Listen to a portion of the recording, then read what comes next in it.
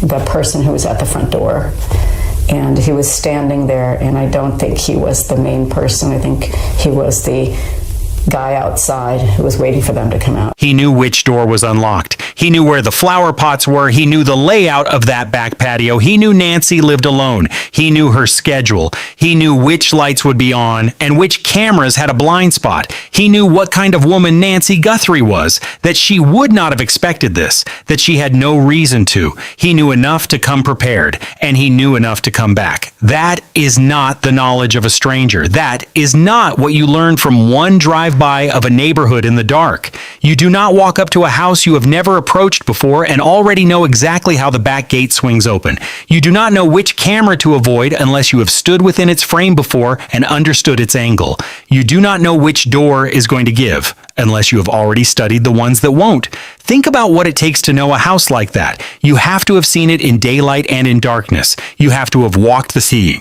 Perimeter, you have to have stood at that back patio and looked at those two doors and made a mental note. That one. That is the one. You have to have had a reason to be there that nobody questioned at the time. A reason that made you invisible. A reason that made you normal. That is the question at the center of this investigation. Not just who took Nancy Guthrie, though that is the question that keeps her family awake every night. The question that has driven 60 days of federal investigation and a $1.2 million reward and canvassing and cadaver dogs and door-to-door interviews across the Catalina foothills of Tucson, Arizona.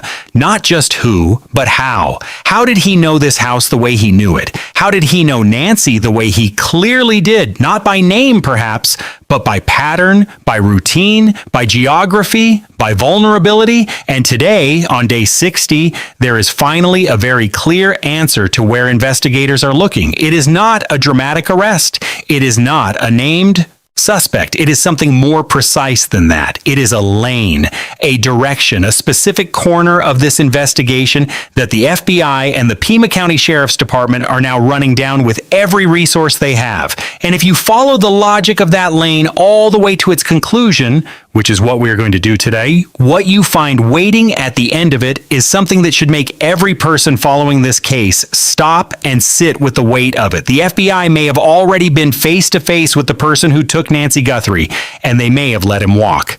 The door, the pots, the gate.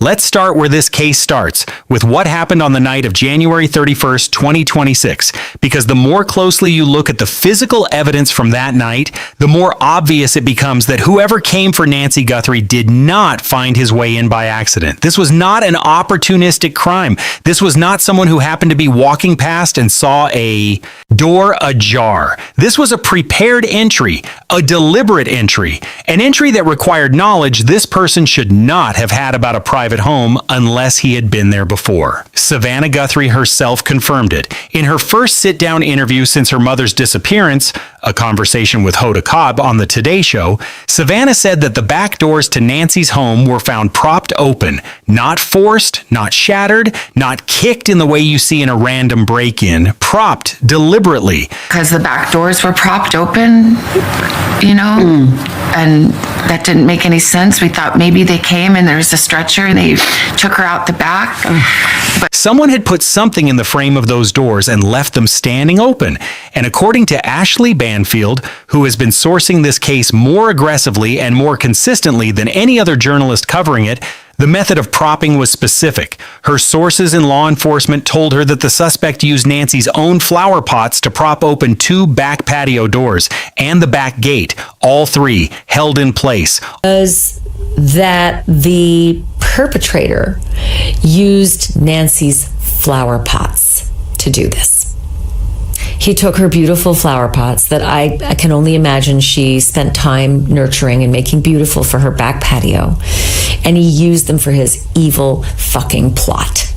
All of them ready for quick movement in and keying out of the property. Now stop and think about what that tells us. Propping open multiple access points is not a panicked decision. It is not improvised under pressure. When you prop open a door, it is because you have thought about what happens next. You need your hands free. You are moving something or someone. You are going to come back to that exit point, and you need to know it is going to be open when you do. And you know which doors to use because you already know the layout of this property. You have looked at those doors before. You have noted which ones align with the path to the gate. You have planned this route. According to Banfield's reporting, based on multiple law enforcement sources, several security cameras and exterior lights at Nancy's home had also been disabled before or during the abduction. Think about what that requires. You have to know those cameras exist. Those spotlights dangling by the other back door that goes into the garage or to a storage room. We're not sure what's inside that door, but it's not necessarily the house.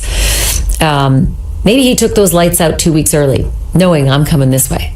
You have to know where they are mounted. You have to have an approach path to them that lets you take them out before they capture your face clearly. That means you have stood in the line of sight of those cameras before. You have seen them from the angle of a person standing in that yard. You have made a plan for them specifically. And then there is the detail that tells us the most about what kind of person we are dealing with. A masked figure wearing a backpack was captured on one of Nancy's security cameras at her doorstep, before or during the abduction. The mask is important because the mask tells you two things simultaneously. First, he knew the cameras were still operational enough to capture his face if he showed it, so he came prepared for surveillance. Second, he masked his identity not because he was a stranger who feared being identified in a neighborhood he'd never visited, but because he had reason to believe that his face without a mask would mean something to someone, that his face recognized would connect dots that he needed to stay disconnected. Blood was found on Nancy's porch. That is confirmed. The presence of blood, the propped doors, the disabled cameras, the masked approach, all of it together tells a single story. This was not chaotic. This was organized. This was a person who had thought through every step of what would happen that night and had taken steps to control the outcome. And that level of preparation requires knowledge, specific physical, on-site knowledge of that property, the kind of knowledge you only have if you have been there. So the question that has been underneath this investigation from the very beginning, before the first press conference, before Sheriff Nanos took a podium, before the reward money went up, is this: who had legitimate access to Nancy Guthrie's home? Not who might have driven past it, who had been inside it or around it or working near it in a way that nobody at the time found unusual or worth remembering. That is the question the FBI is now answering, with the full weight of a federal investigation behind it, January 11th and January 24th. And what that investigation has produced, one of the most operationally telling pieces of reporting on this case so far, comes from Brian Enton of News Nation. Enton has been on the ground in Tucson, he has been speaking with neighbors, and he has been one of the most disciplined and verified reporters on this case, not given to speculation, not chasing rumors. What he reported about the FBI's timeline of interest is significant. Investigators, according to Enton's sources, have been specifically asking neighbors about two dates, January 11th and January 24th. Both about the case and whether she knew anything, that they've been interested in two specific dates. January 11th, which is something that I've reported before, that I've heard from other neighbors, but also January 24th, which is the Saturday before Nancy Guthrie went missing, 8 days before. Both of those dates fall in the weeks before Nancy's disappearance on January 31st. And crucially, both of them fall on weekends. Now, Enton was careful in how he framed this, and so are we, he said, paraphrasing, that he doesn't know for certain what the FBI has from those specific days. Looking at video from January 24th, they did not say exactly what they were looking for, but she said it was clear that it was January 24th and January 11th. But the theory he laid out, and it is a theory clearly attributed, not confirmed, is that the suspect may have been someone who worked during the week, someone who had a job, a regular schedule, a reason to be in a particular area on weekdays, but who used weekends to do something else, to move through a residential neighborhood without the cover of a work truck or a uniform, to look like a walker, A neighbor, someone who belonged on that street on a Saturday afternoon. Neighbor Laura Gargano, who has been in contact with both investigators and journalists, told Enton that FBI agents expressed specific interest in January 24th in their conversations with her. She also shared something from her own observations, that she believes there may have been more than one person involved. The person who was at the front door, and he was standing there, and I don't think he was the main person. I think he was the guy outside who was waiting for them to come out. Because that someone may have already been inside the home while a second person waited at the porch. Two people, two roles, a level of operational coordination that raises the complexity of what investigators are looking at even further. And neighbor Aldine Meister has also spoken about the FBI's intense canvassing of the neighborhood, agents going door to door, asking about specific dates, asking about vehicles that seemed out of place, asking about workers people may have seen. Questions were pretty normal. They did ask me about January 11th. And that was about the time I saw the strange guy. So that all kind of connected with me. What was the date? Do you know the date you saw the strange guy? You know, it was around the 10th, 11th, or 12th. That level of canvass, conducted weeks into the investigation, is not routine. That is a focused search. A search for a specific thread that was present on those 2 weekend days before January 31st. Think about what a two-date pattern tells us. January 11th is 3 weeks before the abduction. January 24th is 7 days before. If the FBI is specifically asking neighbors about both of those Saturdays or Sundays, it is because they have something, a camera ping, a cell phone signal, a face captured in the corner of a Ring camera or a doorbell camera that places a person or a vehicle near Nancy's street on those specific days. This is not arbitrary. Investigators do not identify specific dates from weeks prior to a crime and canvass a neighborhood about them unless they have evidence that anchors those dates. Something happened on January 11th near that property. Something happened on January 24th near that property. And whatever happened, the FBI believes it was the same person who came back on January 31st. Think about what that means for the prior knowledge question. If this person was present near Nancy's property on January 11th and again on January 24th, he had at minimum 2 opportunities to observe her routine, to watch which lights went off when, to understand when she was home and when the street went quiet, to look at those back patio doors and understand how they worked, to assess the angle of the cameras, to know that the flower pots on the patio were heavy enough to hold a door open, to stand at that back gate and understand exactly how it swung. 3 weeks of observation, 7 days of final planning, and then January 31st. So the question becomes, what was the context for his presence on those 2 weekend days? What gave him a reason to be on that street without raising any flags?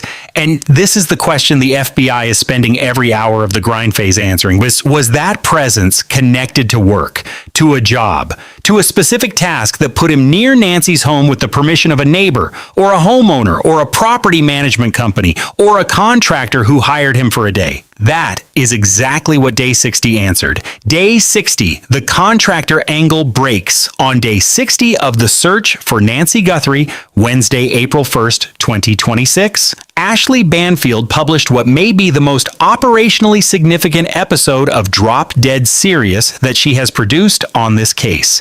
The episode confirmed through sources close to the investigation that the FBI and the Pima County Sheriff's Department are now running down every contractor, every subcontractor, and everyday laborer who had any access to Nancy Guthrie's property or to her surrounding neighborhood in the Catalina. Foothills, every single one.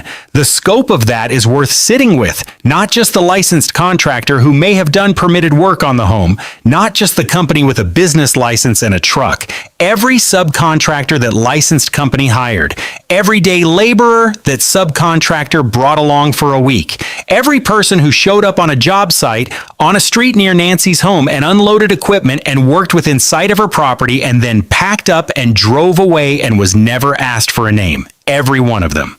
A source close to the investigation described the process of tracking all of those people down with 2 words, a mess. And when you understand what that process actually involves, you understand why. Think about what it means to audit every person who performed any exterior or interior work in a residential neighborhood like the Catalina foothills of Tucson, Arizona, over a window of several months leading up to January 31st, 2026. Think about the breadth of that. Pool maintenance companies, landscaping crews, painters, roofers, HVAC technicians coming to service units before the summer heat, plumbers, window washers, pest control operators, general handymen who get paid through apps or word of mouth, home renovation crews that break into 3-person teams and work separate rooms, electricians.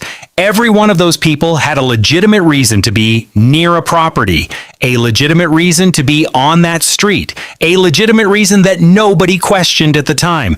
And then there is the layer of complexity that Banfield's source flags specifically, one that is unique to this geography and that adds significant difficulty to the investigation. This is Tucson. This is southern Arizona, a city that sits less than an hour's drive from the United States-Mexico border. The day labor market in this region is not a marketplace with clean paperwork and verified identifications and social security numbers attached to every name. Some of thus is. Workers who had access to properties in this neighborhood came to a job site because someone's cousin knew someone who needed help for 2 days. They were paid in cash. They may not have given a real name. There is no paycheck record, no tax form, no way to trace them through a database because they were never in any database. That is not a statement about immigration policy. That is a statement about the investigative reality of this geography and why Banfield's source used the word they did. It is a mess because the paper trail is not one trail. It is dozens of partial trails, and some of them do not lead anywhere at all. The PCSD confirmed to Fox News Digital that law enforcement has been conducting door-to-door canvassing in Nancy's neighborhood, going from house to house, asking residents about the workers they have seen, the vehicles they remember, the jobs that were done on their properties in recent months. The FBI has also recovered footage from 3 cameras on Nancy's property. Sheriff Chris Nanos confirmed that cadaver dogs have been put on pause. They remain available if needed, he said, and the nature of the ground search has shifted. This investigation has entered a different phase than what we were watching in the first few weeks. The task force itself has physically moved. Sergeant Aaron Cross, the president of the Pima County Deputies Organization, confirmed to Ashley Banfield that the Guthrie Task Force has been relocated into the FBI building in Tucson, a joint team. Not that we've been able to see outside the task force. The task force, once it was created, and now that they've been moved out of our building into the FBI building in Tucson, it's made information even more secure than it already was, and they did a pretty good job even before they moved. Federal agents and sheriff's detectives working under the same roof in a federal facility. That is a structural signal about where the center of gravity of this investigation has shifted. This is not the PCSD running leads while the FBI watches. This is a fully integrated federal operation, and the FBI has the resources, the technology, and the interagency relationships to run down contractor networks in ways that a county sheriff's department simply cannot do. The 5 that we have, plus a sergeant, I believe, and then unknown how many FBI agents are tasked with it from their side. That was my next question. How many FBI agents do you think are still on the case? Yeah, it's hard to say. I haven't heard any number. Alone, Sergeant Cross spoke with Banfield about what phase the investigation is in, and he was direct. He called it the grind phase. In his words, and I am paraphrasing, some cases break quickly because most people who commit crimes are not particularly sophisticated. This one appeared to be different. This one appeared to involve preparation. So from the beginning, it was never going to break quickly. That does not mean it has stalled. That means investigators are doing exactly what you do when a case is hard and the suspect is careful. You build the net slowly and you make it tighter every week until there is nowhere left to go. The family, the reward, the gnawing, the noise.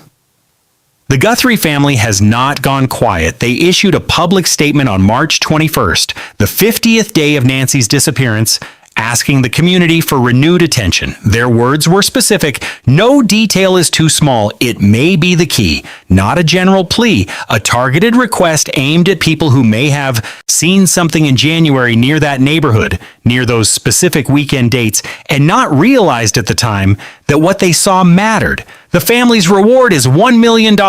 When combined with FBI and 88 crime incentive contributions, the total reward pool sits at approximately $1.2 million. That is a number that has a real effect on people who may be sitting on information. That is a number that, for a day laborer who worked near that neighborhood and may have seen something or heard something or know someone who was bragging about something, that is a life-changing number. And investigators are counting on that math to work on someone at some point. Savannah Guthrie, speaking publicly for the first time since her mother's disappearance in her Today Show interview, described her family as still blowing on the embers of hope. Those are not the words of a family that has given up. Those are the words of a family that is waiting for the moment they'll Maria.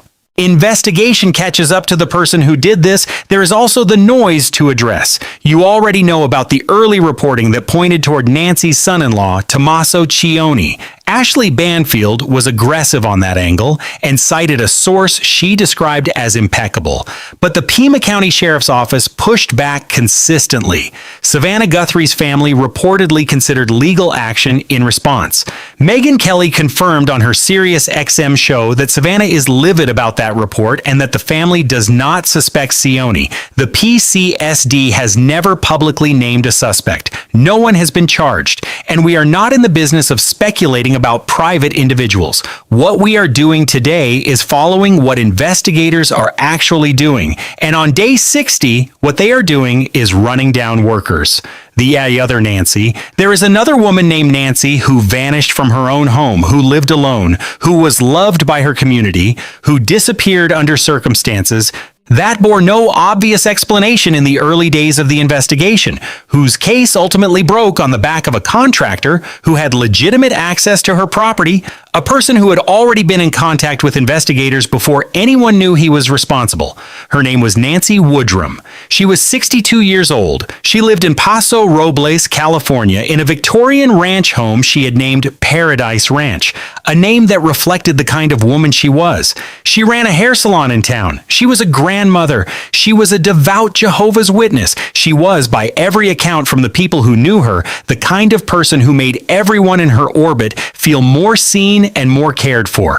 On the night of May 5th, 2018, Cinco de Mayo, she vanished from her own bedroom. There was blood at the scene, a mixture of 2 DNAs, Nancy Woodrum's and an unidentified male. The combination of those 2 samples created a technical problem for investigators that would stall the case for months, because combined DNA, a mixture of 2 people's genetic material rather than a single clean profile, cannot be entered into CODIS, the National Criminal Database that law enforcement uses to match DNA samples against known offenders. So investigators had a male contributor's DNA. They had evidence. They had a partial biological fingerprint of whoever had been in that bedroom, and they could not use any of it to find him through the standard channels. What they could do was start working through the people who had been near Nancy Woodrum's property in the period before her death. And in Woodrum's case, one of the key categories of people who had been near her property was workers, contractors, people she had hired to do work on her home. Paradise Ranch was a large property, and Woodrum was preparing it for sale. That meant she had workers coming and going in the weeks before her disappearance. Multiple contractors, multiple crews, multiple people with legitimate access to the property, to the house, to the outbuildings, to the terrain. One of those workers was a man named Carlo Alberto Fuentes Flores. He was a painter. He had been hired to paint the deck at Paradise Ranch in the weeks leading up to Woodrum's disappearance. He had been on the property. He knew the layout. He had worked on it with his own hands. He had moved around that property in a way that gave him an understanding of it that went beyond what you get from standing on the street and looking at the fence.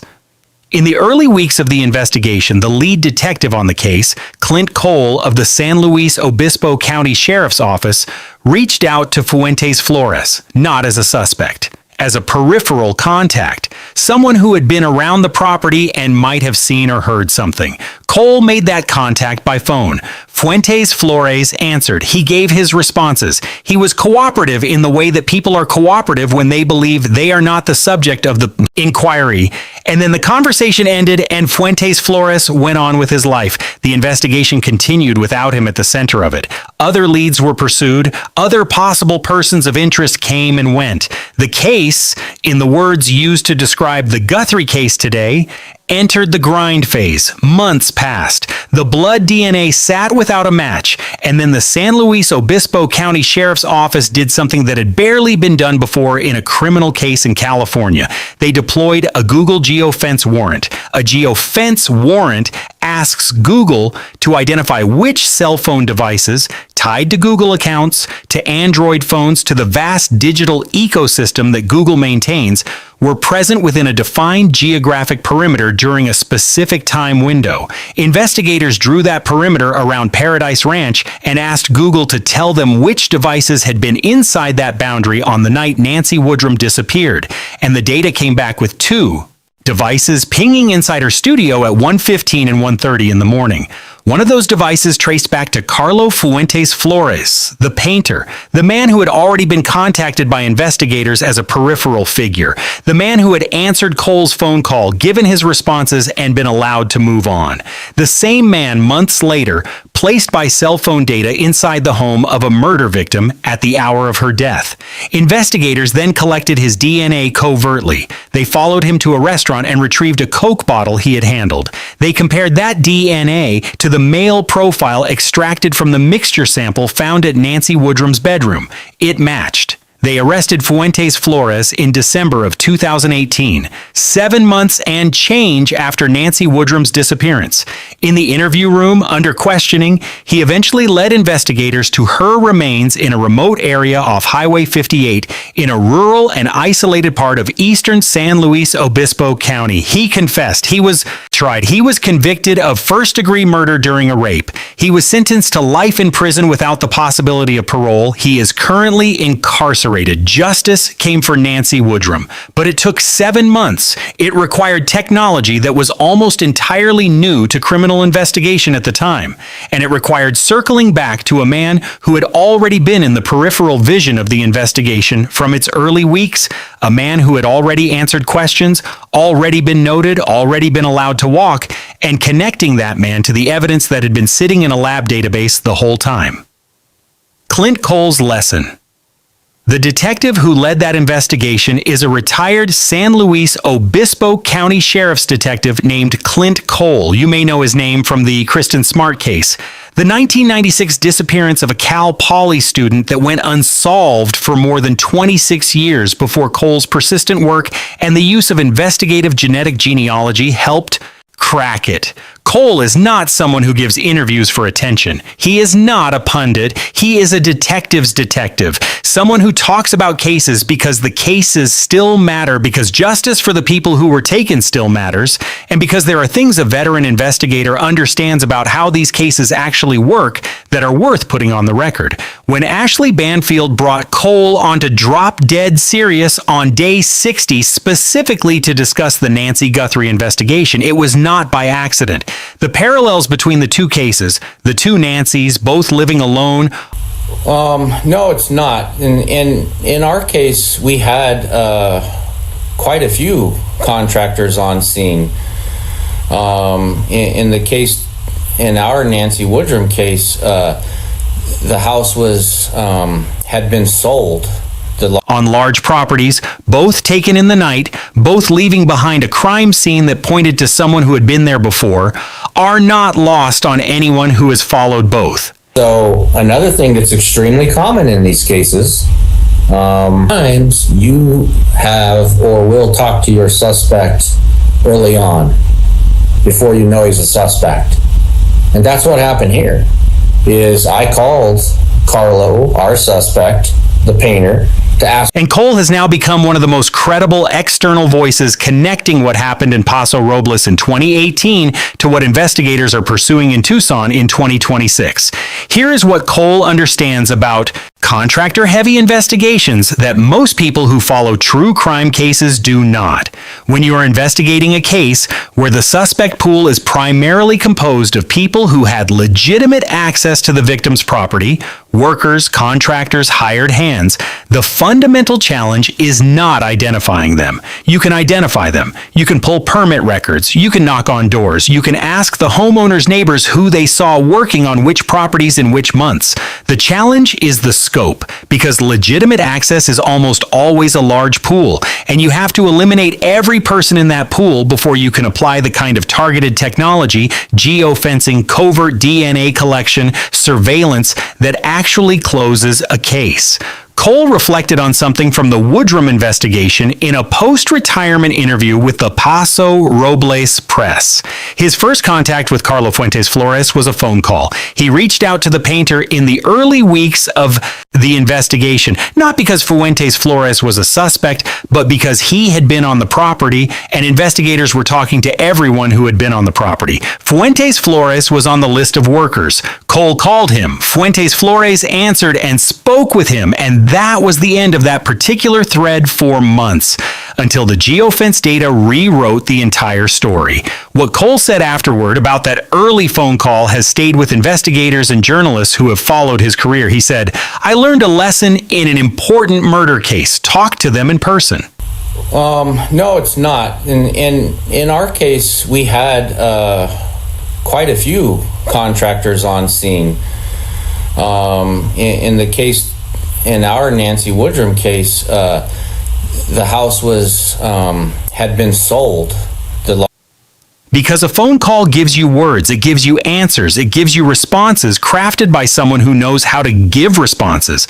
But an in-person conversation, sitting across from someone in a room, watching them breathe, watching them find the answer, watching the interval between your question and their reply, that gives you a person. And sometimes a person under the kind of pressure that a face-to-face law enforcement interview creates will give you something that no phone call ever would. A micro-expression, a pause that runs half a second too long, eyes that go somewhere before the words arrive. Cole knew what that looked like. He just did not get the chance to see it early enough. That lesson, talk to them in person, is now being applied in the Catalina foothills of Tucson, Arizona. The agents going door to door in Nancy's neighborhood are not emailing former contractors. They are showing up, knocking, sitting down across from people in their kitchens or their driveways, looking them in the eye and asking where they were working in January and whether they have any record of time spent near that street. And according to the sourcing from Banfield's Day 60 episode,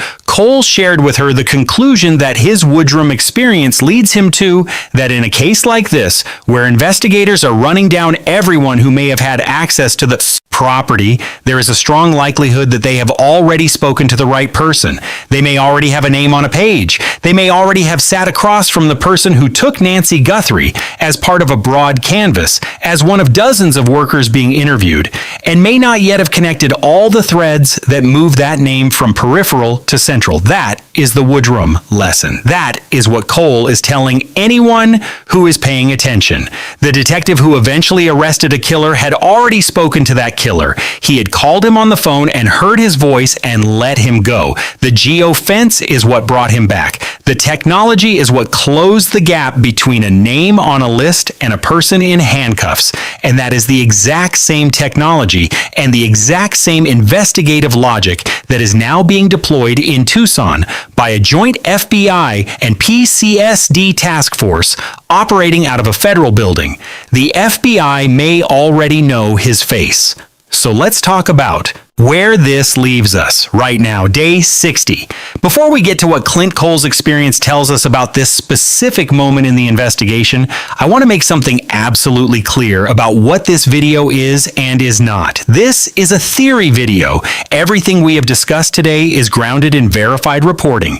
Banfield sourcing, Brian Enton sourcing, the confirmed facts from the PCSD and the FBI as reported through mainstream press. But the conclusion we are about to arrive at is analytical. It is a possibility.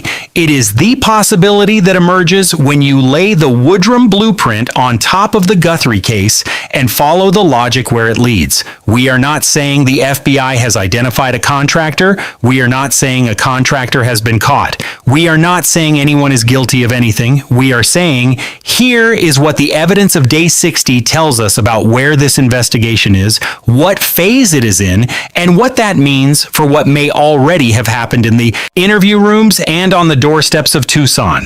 The FBI and the Pima County Sheriff's Department are running down every contractor, every subcontractor, every day laborer who had any access to Nancy Guthrie's home or her neighborhood. They are doing it door to door. They are doing it with federal resources. They are doing it in the grind phase of a joint task force that has relocated into a federal facility. And the process, according to a source with direct knowledge, is a mess. Not because investigators are failing, but because the scope of who had legitimate access to that neighborhood is genuinely large and genuinely complex. And here is what Clint Cole's experience in Paso Robles tells us about what that means right now in Tucson, in the interviews that are already being conducted, somewhere in that pool of workers, somewhere in the names that have already been written in an investigator's notebook, the faces that have already been seen across a kitchen table or a front porch, the people who have already been asked, were you working anywhere near this street in January? Do you have any records of that? Would you be willing to let us see your phone? Somewhere in all of that, there may be a face that the FBI has already seen and did not yet know what it meant. The FBI may have already sat across from the person who took Nancy Guthrie.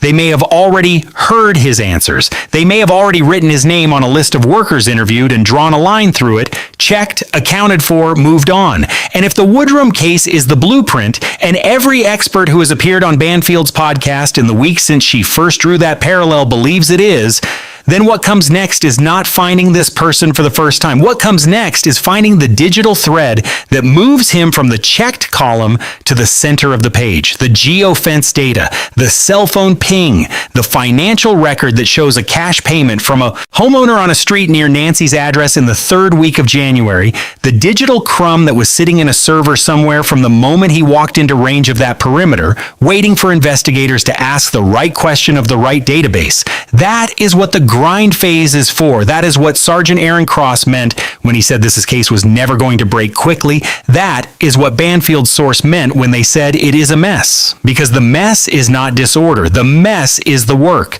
The painstaking, methodical, exhausting work of eliminating every person who had a legitimate reason to be near that property until you are left with the one person whose reason was not what he said it was. He knew which door was unlocked. He knew where the flower pots were. He knew the layout of that back patio. He knew Nancy lived alone.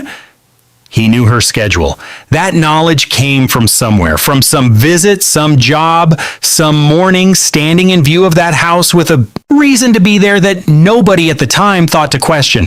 A reason that put him on that street on a January weekend twice before he came back with a mask and a backpack on the last night of January and used everything he knew. The FBI knows it too. They are working their way toward the person who knew it. And if the pattern holds, if the lesson of Paso Robles applies to Tucson, the way every expert who has studied both cases believes it does, the name of that person may already be somewhere in the investigation, already written, already noted, just waiting for the technology to close the distance. If you have any information about the disappearance of Nancy Guthrie, please call the FBI tip line at 1-800-CALL-FBI or contact 88-CRIME.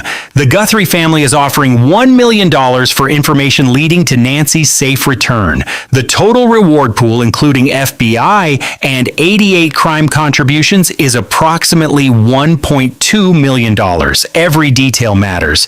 Every memory from January matters. If you saw a vehicle, a worker, an unfamiliar face near that neighborhood in January of this year, please make that call.